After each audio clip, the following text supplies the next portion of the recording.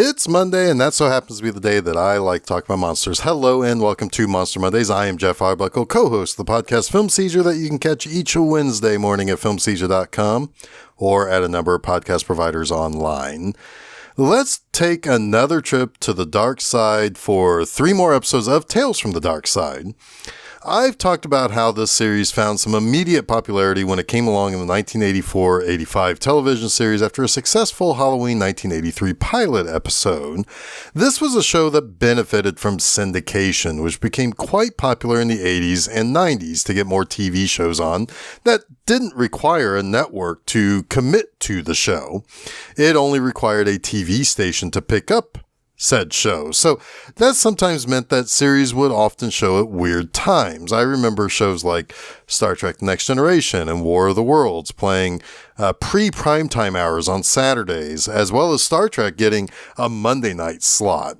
Now, for Tales from the Darkside, that means it could benefit from getting later slots at night.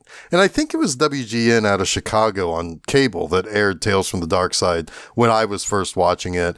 And it was airing at something like 10:30 p.m. time slot, which made it a perfect viewing right before bed on a school night. But one of the great things about this series was that it wasn't necessarily one of those shows that had its better episodes in, say, like an earlier season.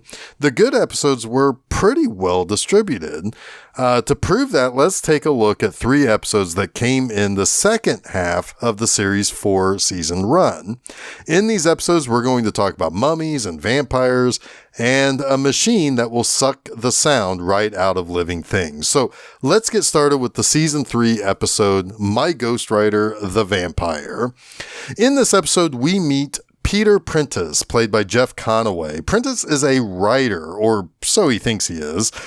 He wants to be a famous writer of vampire books.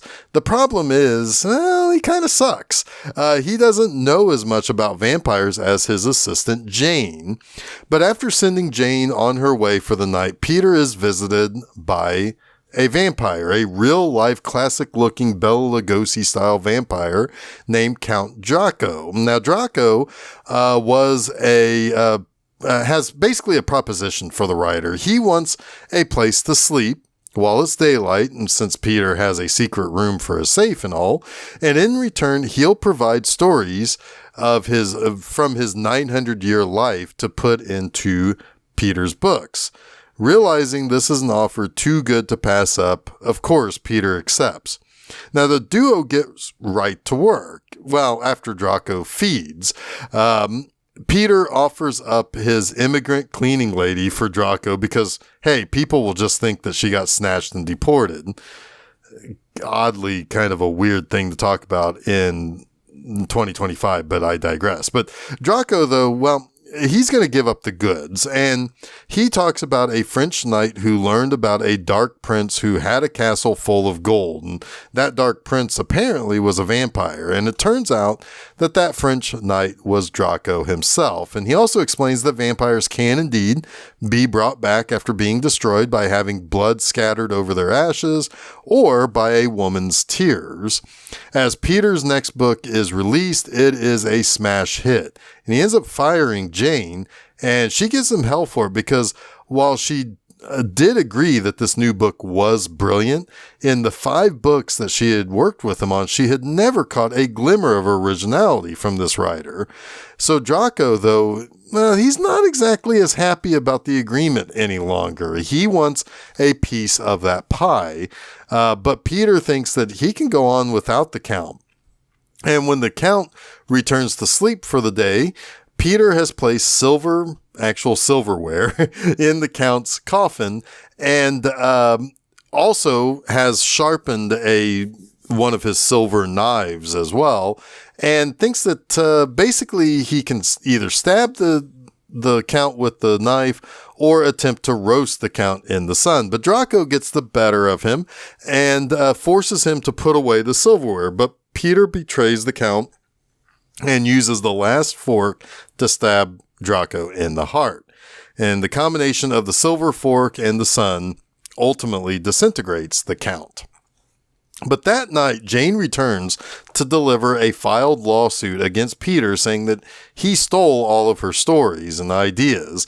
And when she finds the sharpened silver knife that Peter initially threatened the Count with, she ends up cutting her finger with it. And she ends up dripping blood from her finger onto the Count's ashes and brings Draco back. And Draco takes a bite out of Peter, killing him. But Jane makes a deal with Draco to make him an actual equal partner, and she will take over as the author of his tales. Jane and Draco become fast friends and perfect partners. In our next episode, Hush, this is one of the very last episodes ever produced for the series. And in this episode, we meet Buddy, a child genius, and he's getting looked after by his usual babysitter, Jennifer. Now, Buddy's father, Harry, is an inventor, and he's been out of town. He's been away for a long time. And Buddy's mother says that he's been spending a lot of time in his father's workshop. And after Buddy's mom leaves for the night, Buddy wants Jennifer to come into the workshop and see his newest invention, the Noise Eater. The Noise Eater looks like a little canister vacuum cleaner that rolls around and has a hose that extends out of it and sucks the noise out of things. And this is actually, it looks like a little vacuum cleaner because this was originally a short story written by Zena Henderson. I'm guessing at some point probably in the mid-20th century, because she published a lot of stories in like science fiction magazines. And in this original story for Hush, it was a woman's vacuum cleaner that kind of takes on a life of its own and begins sucking the sound out of things. So that's why it kind of looks like a little canister vacuum cleaner with a little hose mouth that extends out and finds things. But when unsupervised, the Noise Eater's remote control is knocked onto the floor, activating the invention, and it begins going to any and all noise it detects and begins eating that noise. And it begins to turn his attention to Buddy. And since the Noise Eater sucked the beeping noise out of its own remote control, Buddy can't control or turn off his invention. So the Noise Eater starts stalking the dog outside when it barks, and the bird that's in the living room cage. The bird is able to talk, so that's something that when it squawks and talks, it kind of goes after. It sucks the talking bird's noise right out of it, killing the bird. And Buddy and Jennifer try to barricade themselves in the workshop, but Buddy's sickly, persistent coughing attracts the Noise Eater to the door of the workshop, and it tries to break it down. They are able to eventually distract the Noise Eater with other items that make noise to misdirect it. But when Buddy's mom comes home and gets worried and concerned about not seeing either Jennifer or Buddy around, the Noise Eater attacks her and kills her. To defeat the Noise Eater, Jennifer uses various items around the house like a screwdriver and tools from the fireplace to create noises on itself for the Noise Eater to attack and eat. So it basically ends up killing itself.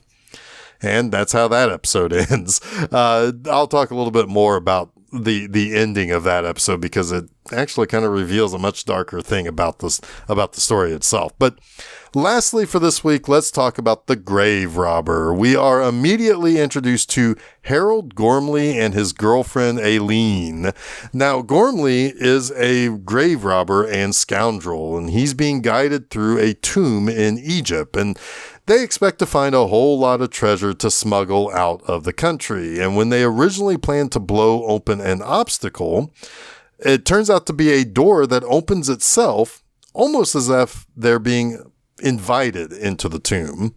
Now they find the sarcophagus of Tepak, the Lord Chamberlain to the Pharaoh. However, what they think is a dead mummy is actually a live Tepak. And Tepak kills the guide and makes his way towards Harold and Aileen. He grabs Harold and warns them that he will strip the flesh from the bones of any intruders. Now, Aileen notices that the mummy is speaking English. And Tepak says that he can speak whatever the language of the intruders speak so that they can hear his curses and whatever else he has to say as he tortures them to death. Now, Aileen, as it turns out, is a bit smarter and a lot more intelligent of the pair of grave robbers, and she perceives that Tapok has had several opportunities to kill them, but has not. So he must be bored, and he mentioned that he plans to toy with them as he slowly kills them. So she figures that he wants to take part in games and possibly even sports. She eventually convinces the mummy to play Harold in a game of poker. The terms are that if Tapok wins, Aileen and Harold will get with the dying and with all the screaming and what have you.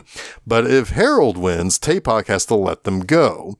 Now, Tapok is initially not all that willing to give up his one role of being the keeper of this tomb for his pharaoh, but he does eventually agree to play the game to those terms. Now, in order to have something to wager, he remembers that really the only thing that Egyptians ever had to wager in games like this were their garments, turning this into a game of strip poker. This is exactly what Aileen wants, because if Harold wins, Tapok would lose his wrapping and turn to dust.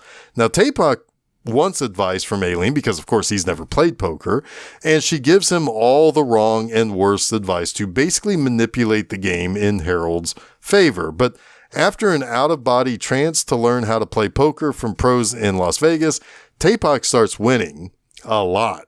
And in a final hand in which Tapok puts up the key to get out of the room in an all-or-nothing bet, Harold thinks his straight flush will win his and Aileen's freedom. However, Tapok has a bigger and better straight flush. And Tapok switches places with Harold, basically turning Harold into the mummy that will be keeping an eye on this tomb, and leaves with Aileen while also revealing that he's been kind of cheating this whole time. Now, once again, we're looking at 3 episodes, so I'm giving 1 like per episode. So for my Ghostwriter the Vampire, this is another of those Tales from the Darkside episodes that not only has its fun with a monster or a more macabre subject matter, but it also has a sense of humor. Geoff Conaway is kind of perfectly cast as this lazy writer who is kind of a weasel and initially doesn't buy into any of the stuff that he's writing about. But he just kind of sees it as a cheap way to gain fame and riches. Then the ending of the episode also takes a twist with Jane and Draco becoming partners in a cheeky wink and a nod toward a lighter and more fun way to end the story by almost making the monster himself like any other person on the planet seeking fame and fortune. Now, it makes a whole lot of sense that this was adapted from a comic book story by Scott Edelman. Now, Edelman originally wrote this for The Unexpected number 197, cover dated April 1980. It would later get reprinted in Haunted Tales number 42 a year later for Murray Publishers in Australia. But both The Unexpected number 197 and Haunted Tales number 42 had My Ghostwriter the Vampire as the cover story, featuring the vampire typing away sinisterly at the writer's typewriter. So, yeah, I mentioned in earlier episodes of this show, in which I covered the Tales from the Darkside episodes, that this was part of George Romero's time in the 80s of playing with anthologies like Creepshow and Tales from the Darkside as an homage to the old horror comics of his youth. And here we have one that was a somewhat famous DC Comics story in one of their horror anthology comics from the 70s and 80s. So it totally has that feel of those horror anthology comic stories too, which, you know, kind of has a little bit of a macabre subject matter with a little touch of kind of humor that has maybe a more humorous twist at the end. And that's always fun. Now for Hush, this is a super simple and pretty straightforward story. So it only has 3 cast members, and the entire story takes place in what amounts to really only 2 rooms of a house, the living room and the workshop of Buddy's inventor father. That said, my second like has to go to this story being kind of surprisingly dark in a few ways. The obvious dark element is the fact that this kid creates a thing that sucks the life out of things to silence them. That includes a talking bird his family has that can only say things like shut up, which why it only knows how to say shut up in and of itself is kind of a dark mystery that's kind of left for us to make assumptions on. The dog is also something that's always barking outside. In fact, it's said by the mother to Jennifer that if the dog starts to bark, bring him inside. That dog eventually comes too close to the window for the noise eater to grab. And Buddy's own mother is something else that gets silenced permanently. Yeah, so this thing kills people and things. And when it sucks the noise out of things and kills them, no matter what it is that it is attacking and killing, the sound that the thing makes when the noise eater is doing its thing to it sounds like a death scream from something like a rabbit. It's kind of unsettling.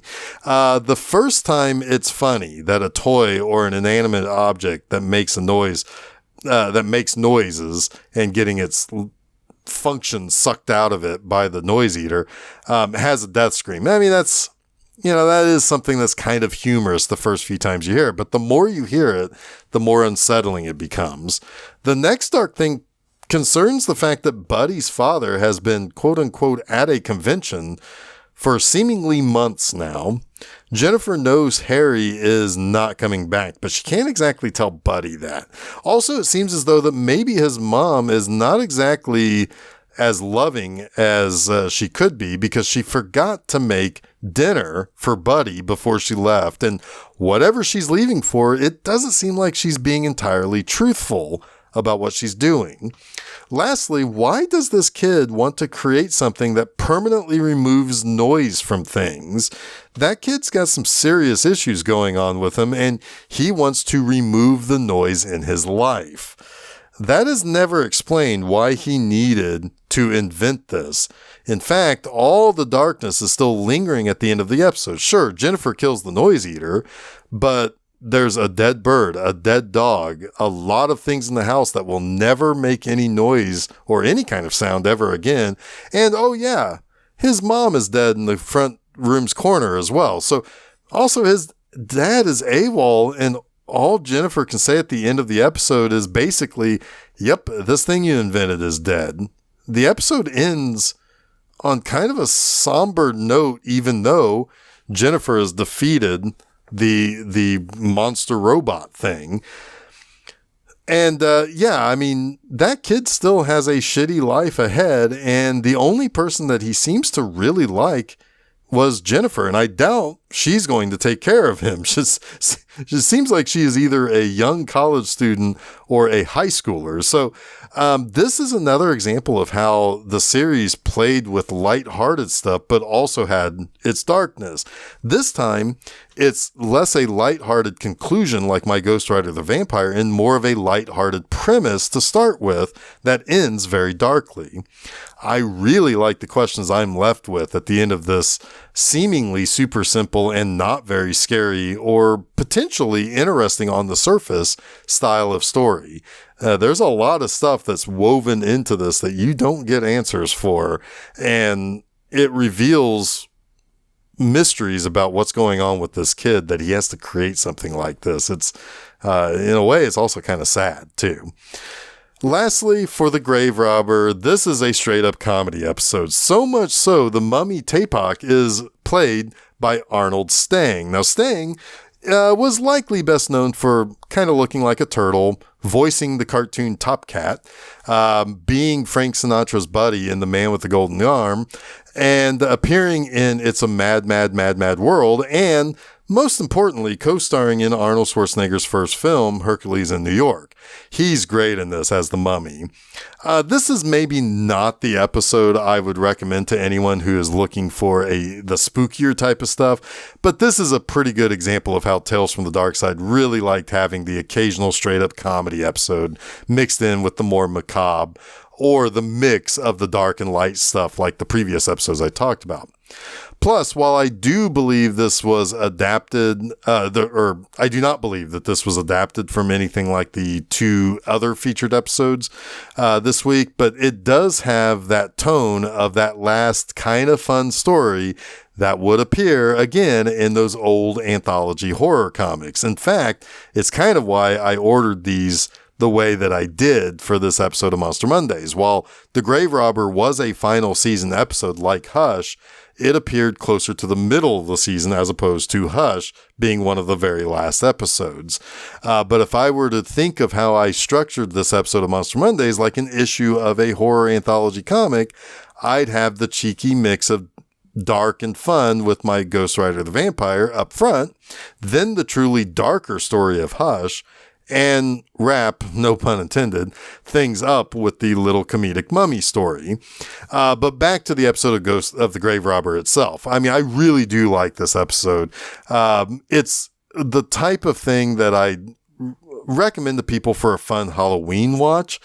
Oddly enough, it premiered on November 1st, 1987. So it's that perfect fun Halloween fare that has a monster, in this case a mummy, and has some laughs. And I really appreciate it for the nature of this story, just having a lot more fun with it, a lot more kind of over the top humorous, cracking jokes along the way and like I said, I mean, Arnold Stang is the perfect casting for Taepak because of the way that the story is lighthearted.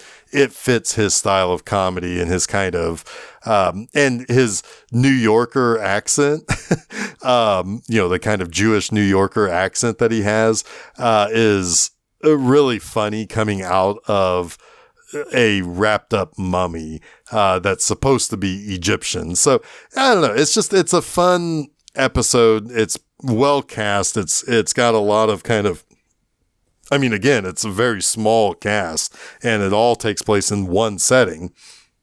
But it really is having fun with all the possible things that you could potentially do with a mummy in a crypt with grave robbers coming along to steal the treasures. Now that, again, no pun intended, wraps up this week's Monster Mondays. You can catch new episodes of Monster Mondays each Monday at filmseizure.com. Don't forget to follow Film Seizure at Facebook, Threads, Instagram, and Blue Sky.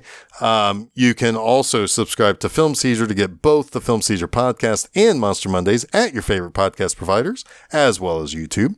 You can also check out my website, bmovieenema.com, to read new review articles every Friday morning.